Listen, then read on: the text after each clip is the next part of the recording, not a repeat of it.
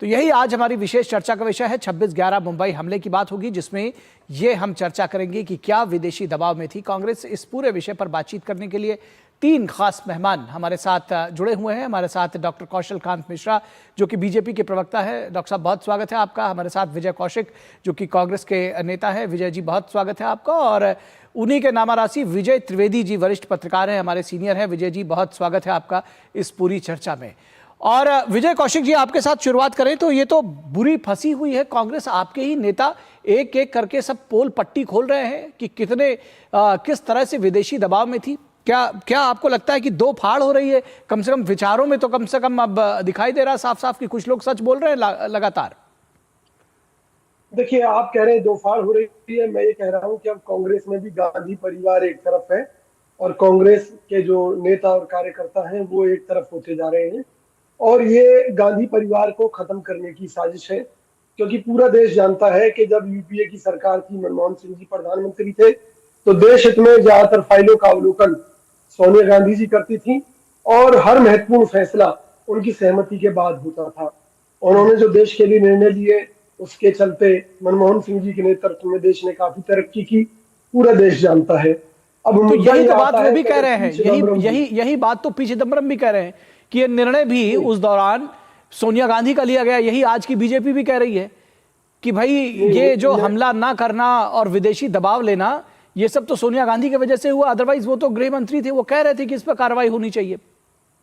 देखिए, मैं एक बात कहना चाहता हूं कांग्रेस पार्टी की तरफ से कि अगर अमेरिका जैसे बड़े देश का दखल उस परिस्थिति के अंदर भारत के अंदर था और सोनिया गांधी जी उसको दरकिनार करके कोई बड़ा एक्शन मनमोहन सिंह जी की सरकार के माध्यम से कराती, तो इसका नुकसान किस हद तक देश को हो सकता था, शायद इन परिस्थितियों को ध्यान में रखते हुए सोनिया गांधी जी ने पाकिस्तान के खिलाफ कार्यवाही न करने का निर्णय लिया हो, पहली बात।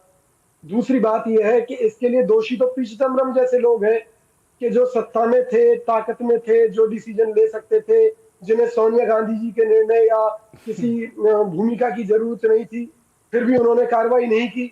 तो देशद्रोही अगर कोई है तो पी चिदम्बरम है। वाह, तो आपने इस बात को स्वीकार कर लिया कम से कम। मैं इस बात के लिए आपको साफगोई से ये बात रखने के लिए बधाई देता हूं कि आपने कम से कम इस बात को स्वीकार किया कि सोनिया गांधी ने उस दौरान अमेरिका जैसे देश के दबाव में पाकिस्तान के ऊपर कार्रवाई न करने का फैसला किया। और यही इसी तरह के आरोप, जिसको मैं कहना चाहूंगा कि जिसके पीछे कोई प्रूफ नहीं है, लेकिन इसी तरह के आरोप आजकल आपके नेता लगाते हुए वर्तमान सरकार पर घूम रहे हैं। एक बात। दूसरी बात, आपने कहा पी चिदम्बरम के ऊपर कार्रवाई होनी चाहिए, यानी कि वो विसिल ब्लोअर है, जिन्होंने कोई बात कही आप उन्हीं के ऊपर कार्रवाई करेंगे। वो तो कह रहे हैं कि हम कार्रवाई करना चाहते थे कि सोनिया गांधी ने और उस तत्कालीन सरकार ने कहा नहीं, आप रुक जाइए। देखिए, वो कार्यवाही करना चाहते थे, खुद उन्होंने कहा, यानी कि वो सरकार में उस पद पर थे कि कार्रवाई करने का उनका अधिकार था। लेकिन सोनिया गांधी जी के पास ऐसी कौन सी वीटो पावर थी? ठीक है, चलिए इस पे भी चर्चा कर लेते हैं कि सोनिया गांधी के पास क्या वीटो पावर थी। ठीक है, आपको पॉइंट आ गया, सोनिया गांधी के पास। अगर उनकी बात झूठी होती तो पी चिदम्बरम को अब तक कांग्रेस पार्टी से निकाल दिया गया होता। यानी कि पी चिदम्बरम सच बोल रहे हैं, मैं इस बात से इनकार नहीं कर रहा। लेकिन अगर कोई देशद्रोही है पूरे मामले में तो वो पी चिदम्बरम है, सोनिया गांधी नहीं। तो पी चिदम्बरम तो सच बोल ही रहे हैं, वो तो कह रहे हैं कि हमारे ऊपर दबाव था। जी डॉक्टर कौशल कांत मिश्रा, मुझे लगता है सवाल आपसे पूछने की जरूरत नहीं है, आप इन्हीं के बात को एक्सप्लेन कर दीजिए। निखिल जी, मतलब मैं बहुत इज्जत करूंगा विजय कौशिक जी की, कम से कम खुल के बात एक्सेप्ट तो कर रहे हैं। ये तो मतलब एक सच्चे देशभक्त की बात होनी चाहिए, कम से कम मान तो रहा है वो बात। जी कि और जो आप विजय कौशिक जी की सिर्फ एक ही समस्या है, विजय कौशिक जी कांग्रेस को मानते हैं कि अगर गांधी परिवार जो है वही कांग्रेस पार्टी है जी, और यही वजह है कि कांग्रेस इतनी बार टूटी, क्योंकि कांग्रेसी सब लोग गांधी परिवार को कांग्रेस पार्टी मान लेते। खैर वो दूसरी बात है। बात यह है, बहुत सीरियस बात है कि एक तरफ आप देखिए एक ऐसा अटैक 26/11/2008 का जिसमें करीब 160 लोग मारे गए, 300-350 से ज्यादा लोग घायल हुए। जब उस समय का गृह मंत्री चाहता था अटैक होना चाहिए, कोई एक कार्रवाई होनी चाहिए, उस समय के फॉरेन सेक्रेटरी चाहते थे, शिव शंकर मेनन जी चाहते थे, एम के नारायणन जो एनएसए थे वो भी चाहते थे, तो हमारे दोस्त पूछ रहे थे ना कि कौन उनके, सोनिया गांधी के पास क्या पावर थी। उन्होंने प्रधानमंत्री जी ऊपर एक कमेटी बना रखी थी ना, किचन कैबिनेट, जिसके दबाव में प्रधानमंत्री काम करते थे। इसीलिए जब हम कहते हैं ना रोबोट वाले प्रधानमंत्री, इसीलिए कहते हैं। पर अनफॉर्चुनेटली वो रोबोट भी उन्होंने अमेरिका के हाथ में दे दिया था कि अमेरिका चाहेगा तो भारत अटैक करेगा, अमेरिका चाहेगा तो भारत अटैक नहीं करेगा। और दूसरी तरफ आप देखिए, एक तरफ ऑपरेशन सिंदूर होता है तो उसके ऊपर कांग्रेस पार्टी के सभी नेता सवाल उठाते हैं। वो ऑपरेशन सिंदूर में कमियां ढूंढने की कोशिश करते हैं, सेना पे सवाल उठाते हैं, विदेश मंत्रालय पे सवाल उठाते हैं, होम मिनिस्टर पे सवाल उठाते हैं, प्रधानमंत्री पे डाउट करते हैं और एक विदेशी प्रेसिडेंट की बात को, झूठ को सच मानने की कोशिश करते हैं। क्योंकि ये उसी प्रेसिडेंट, उसी देश के प्रेसिडेंट के रिमोट कंट्रोल से सरकार चलाते थे। समस्या निखिल ये है। और आप अगर इसमें और जाएं तो देखिए कितनी, मालूम है 26/11 में जो पकड़ा गया था आतंकी, उसका नाम अजमल कसाब था। उसके ऊपर, उसके पास आईडी कार्ड किसका मिला था पता है? उसके पास आईडी कार्ड था समीर दिनेश चौधरी जी, समीर दिनेश चौधरी, जिसकी पटकथा कांग्रेस ने पाकिस्तान और के हाथ में एक कठपुतली बन करके हिंदू आतंकवाद की थ्योरी जो गढ़ने की कोशिश की गई थी, उसकी की थी। आप सोचिए, जो आईडी मिले थे उसके ऊपर नाम किसके थे? अरुण, अनुज कुमार, दिनेश कुमार, नरेश वर्मा, रोहित पाटिल, अरुण शर्मा, रघुबीर सिंह। और ये 7 आईडी कहां से इश्यू हुए थे? अरुणोदय डिग्री कॉलेज हैदराबाद से।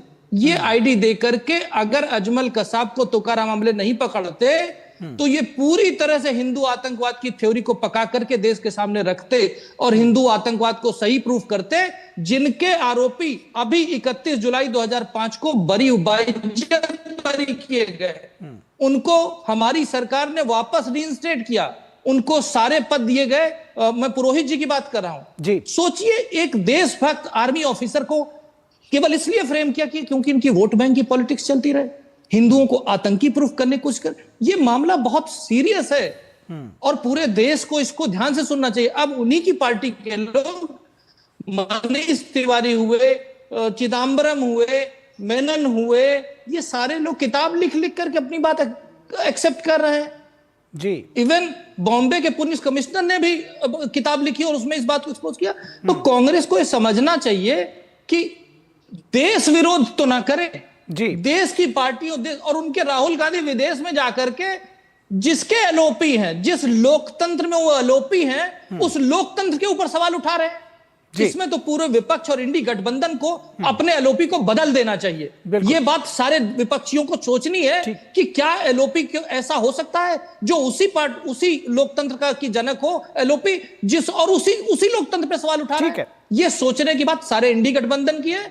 और कांग्रेस तो खैर सोचेगी नहीं, जो रोबोट से चलती हो, जो किचन कैबिनेट से चलती हो, जो केवल गांधी परिवार के ये कहें कि डोर स्टेप है। कांग्रेस पार्टी गांधी परिवार का डोर स्टेप है। ठीक है सर।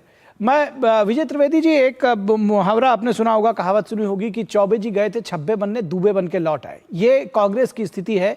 जब वो पाकिस्तान और ख़ासतौर पर अमेरिका का, ट्रंप का कितना दबाव रहा, कांग्रेस इसको लगातार सामने लेकर आती रही, ऑपरेशन सिंदूर के ऊपर प्रश्न चिन्ह उठाया, और अब ये जो नए खुलासे हो रहे हैं और उन्हीं के लोग जो ये बता रहे हैं, उस समय के तत्कालीन गृह मंत्री और इतने बड़े नेता पी चिदम्बरम जो कह रहे हैं, आपको लगता है कि ये अपराध या बल्कि पाप की श्रेणी में रखा जाना चाहिए? कांग्रेस ने जो किया उस समय भी किया, लेकिन अगर खुलासा आज हो रहा है, ये बहुत बड़ा खुलासा है। निखिल जी, आपने बिल्कुल ठीक तरह से इसको एक्सप्लेन किया, लेकिन मुझे हैरानी इस बात पर है कि आपके प्रोग्राम की चिंता जो है कांग्रेस की मुसीबत है, ये देश की मुसीबत। बिल्कुल ठीक है, असल में इसका एक राजनीतिक पहलू है, इसलिए इसको कांग्रेस की मुसीबत कहा गया जी। नहीं, वो समझ गया मैं, आपकी चिंता समझ रहा हूं जी, लेकिन चिंता कांग्रेस की मुसीबत नहीं है, चिंता है कि राष्ट्र को मुसीबत में कैसे आप डालते हैं। चिदम्बरम साहब कह रहे हैं और उस पर विजय जी जो बात कह रहे हैं, मुझे चिंता कांग्रेस की नहीं है। कांग्रेस मजबूत हो, कमजोर हो, कांग्रेस के 2 फाड़ हो, ये मेरी चिंता का विषय नहीं। देश सुरक्षित रहा कि नहीं रहा, देश को सुरक्षित रखने के लिए, देश के लिए लड़ाई लड़ने के वक्त क्या फैसला किया गया। और होम मिनिस्टर, अब वो तो होम मिनिस्टर है ना, कांग्रेस ये कह सकती थी यदि चिदम्बरम साहब नहीं होते तो कहते कि कोई भी कोई बात कर रहा है, होम मिनिस्टर की बात को इस तरह से तो काट नहीं सकते। इसलिए वो फंसे हुए हैं। लेकिन ये मुद्दा गंभीर है और जिस पर बार बार चर्चा होती है, फिर वही वाली बात हो गई कि वो क्या कहे, सूप कहे छलनी कहे सूप से कि तुझमें सो छेद, वो वाली बात है कि कांग्रेस को देखना चाहिए कि किस तरह से। और 26/11 को लेकर बहुत चर्चा हुई है कि कांग्रेस का रवैया क्या रहा था, क्या बात हुई थी। जब ऑपरेशन सिंदूर पर भी चर्चा हुई और कांग्रेस ने कहा कि सरकार ने काम नहीं किया, तो ऑपरेशन सिंदूर को तो बात छोड़िए, 26/11 पर कांग्रेस ने कुछ नहीं किया, ये होम मिनिस्टर बता रहे हैं उस समय के, ठीक है। और ये उसके बाद भी जब वो कह रहे हैं जी, उसके बाद भी सरकार ने फैसला नहीं किया। और जैसे विजय जी ने तो कहा ही है, खुद ने कहा, अब इसके बाद क्या चाहते हैं कि वो सोनिया जी फैसला करती थी, सोनिया जी फैसला करती थी, ये तो खुद वो कह रहे हैं। इसमें हमारे लिए और आपके लिए या कौशल जी के लिए मेरे ख्याल से कोई बात नहीं बची। जी। तो क्या कांग्रेस में कांग्रेस को नेतृत्व को संकट में डालने की बात है? ये बहुत समय बाद बहुत सारी बातें जो खुलकर आ रही हैं, वो उस हिस्से को, उस बात को बता रही है बार बार कि कांग्रेस नेतृत्व ने जो उस समय था, उसने राष्ट्र की चिंता पर ध्यान नहीं दिया। मैं उसको बहुत ज्यादा कड़े शब्दों में नहीं बोल सकता, लेकिन कम से कम ध्यान नहीं दिया गया।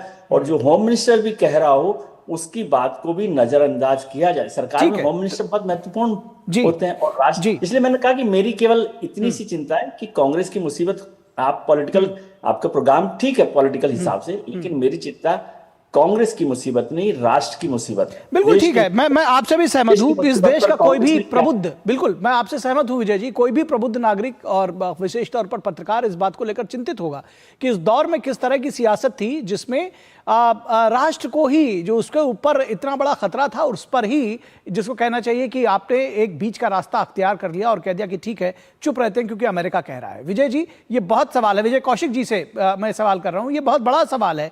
क्या कांग्रेस को माफी मांगनी चाहिए? आपको लगता है कि आपके जो नेता हैं उनको माफी मांगनी चाहिए, इस पर कम से कम रिव्यू करना चाहिए, और इस तरह के जो अनर्गल बयान अब वो ऑपरेशन सिंदूर पर दे रहे हैं, उस पर देने के बजाय पहले ये वाला मामला सॉल्व कर रहे हैं?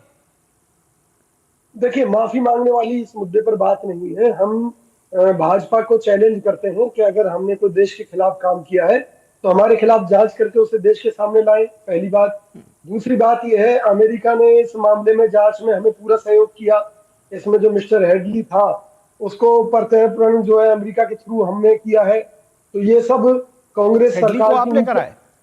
चलिए, अभी विजय इस पे डॉक्टर कौशल कांत मिश्रा बताएंगे विजय की हेडली को कौन लेकर आया। उस समय जरूरी ये था कि देश को बचाए रखा जाए।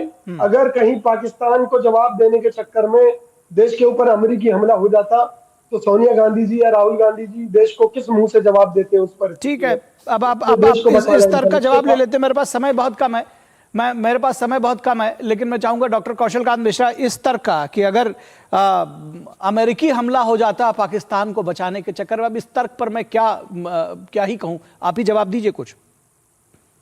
निखिल जी, तर्क का जवाब हो सकता, कुतर्क का जवाब नहीं हो सकता है। कांग्रेस के नेतृत्व को पूरे देश से माफी मांगनी चाहिए। उन्होंने भारतीय जनता पार्टी नहीं, पूरे देश के साथ धोखा किया, देश को छला।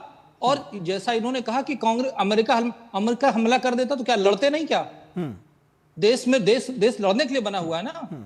इतने 140 करोड़ की आबादी वाला देश, दुनिया का सबसे बड़ा लोकतंत्र, और डर के मारे अमेरिका के हाथों में अपना देश गिरवी थोड़ी रख देंगे। और अमेरिका के विदेश मंत्री के कहने पर आप अपने देश के होम मिनिस्टर को कपड़े बदलने के नाम पे बदल दिया गया था, याद है ना? कपड़ा बदलने के नाम पे मेरे ख्याल से उसमें शिवराज, क्या नाम था उनका?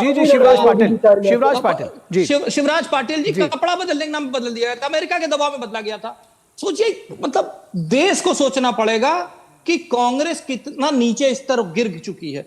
उसके लिए सत्ता सर्वप्रथम है, राष्ट्र उसके लिए सबसे लास्ट प्रायोरिटी है, जबकि भारतीय जनता पार्टी के लिए राष्ट्र सर्वप्रथम की पॉलिसी है। और मैं विजय जी से बिल्कुल सहमत हूं। विजय जी, ये प्रोग्राम कांग्रेस की आफत नहीं, ये देश की आफत कांग्रेस है। ठीक है, देश की आफत कांग्रेस है, और बिल्कुल इस प्रोग्राम का नाम यही होना चाहिए, देश की। मेरे पास बहुत समय कम है, विजय त्रिवेदी जी से चाहूंगा आखिरी कमेंट्स। आपको लगता है कि कांग्रेस को माफी मांगनी चाहिए देश के सामने ये सारी बातें जिस तरह से सामने आई? बिल्कुल, कांग्रेस को अगर ऐसा लगता है कि कुछ हुआ है तो गलत हुआ है, उसको माफी मांगनी, इसमें सवाल जैसा भी नहीं है निखिल। मैं तो इस पर हैरान हो रहा हूं, मैं समझ नहीं आई ये प्रोग्राम में क्या बहस हो रही है कि विजय जी कह रहे हैं कि अमेरिका का हमला हो जाता तो ये किस देश की जुबान है?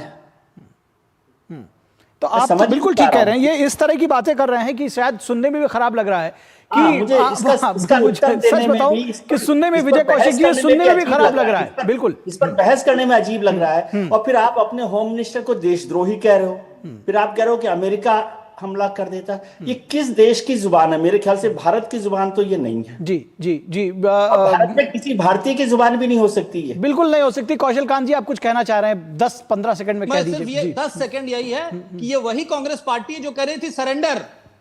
सरेंडर किसने किया ये सामने नजर आ रहा है। बिल्कुल ठीक बात है। सरेंडर के और कम से कम कह रहे हैं सरेंडर किसने किया? सरेंडर सोनिया गांधी ने किया था, सरेंडर मनमोहन सिंह ने किया था, सरेंडर इस देश को इन दोनों ने करवाया था, केवल अपने देश की राजनीति बचाने के लिए, अपनी पार्टी की राजनीति बचाने के लिए। ठीक, विजय कौशिक जी, आपने अपनी बात कह दी है, अब उसमें कुछ कहने को बच नहीं जा रहा है। बहुत शुक्रिया विजय कौशिक जी हमारे साथ जुड़ने के लिए, कौशल कांत मिश्रा जी आपका भी, और विजय त्रिवेदी जी हमारे साथ जुड़ने के लिए बहुत शुक्रिया।